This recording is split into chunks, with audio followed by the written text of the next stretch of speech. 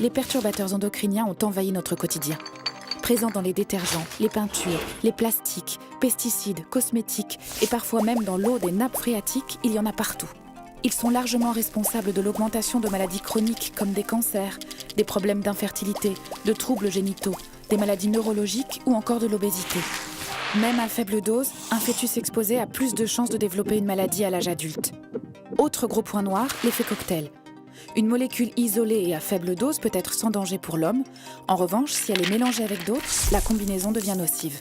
En résumé, ces substances nous envahissent, sont toxiques, avec des effets à retardement et transmissibles à la descendance. Les lobbies continuent à nier leurs conséquences et ils prétendent que leurs risques ne sont pas prouvés.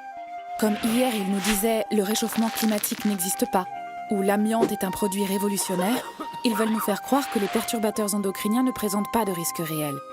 Benoît Hamon refuse de céder face à ces lobbies qui mettent en jeu la santé des populations au nom du profit. C'est pourquoi il interdira les pesticides et les perturbateurs endocriniens les plus à risque.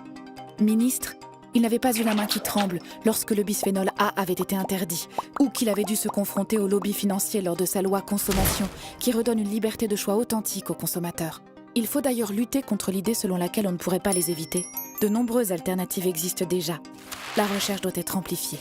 C'est le cas par exemple de la permaculture qui protège les sols sans utiliser de pesticides, du retour au vrac pour éviter les perturbateurs endocriniens présents dans les emballages, des cosmétiques bio à condition d'avoir un label sûr, ou encore des produits naturels qui peuvent remplacer les produits du quotidien.